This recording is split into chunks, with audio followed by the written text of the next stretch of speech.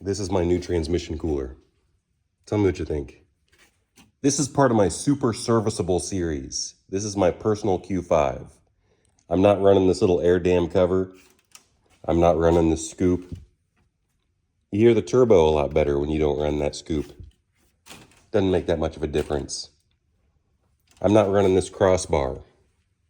I showed in a different video where when you're doing some testing, I got a V-band pipe in there. This is my newest addition.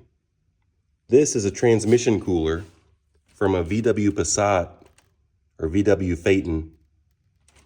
And I hooked it up to the cold side of my heater core. So typically the hot side comes out, this is how it normally is and how it still is.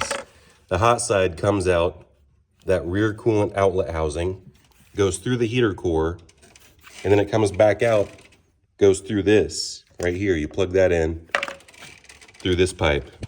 It goes back through the motor where the water pump is. That plugs into the water pump down here.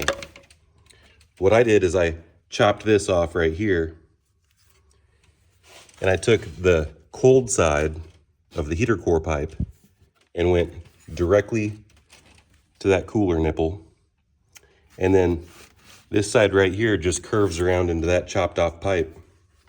Goes like this, chopped off right there, goes right back into it. And there's no flow concern. It's got plenty of flow. At idle, you get all the heat you want out of the vents. But surprisingly, it does get hot fast.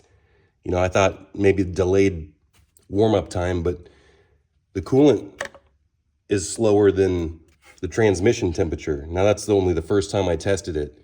I had ran it a little bit, maybe like an hour prior, as I was, hour and a half maybe, I was messing with this, putting this together after I pulled it in.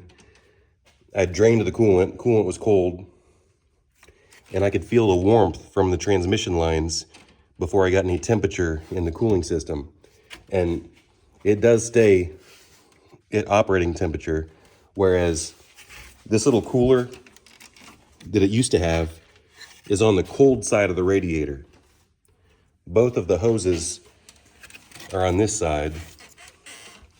And you tell me, is this a performance modification? Is this better for towing? Is this gonna regulate the temperatures better? Is it gonna warm up the transmission fluid faster, be more efficient at cooling? Because it does help with serviceability. Like if I wanted to take the front clip off of this, I don't have to deal with these lines anymore. I'm gonna take these lines all the way out.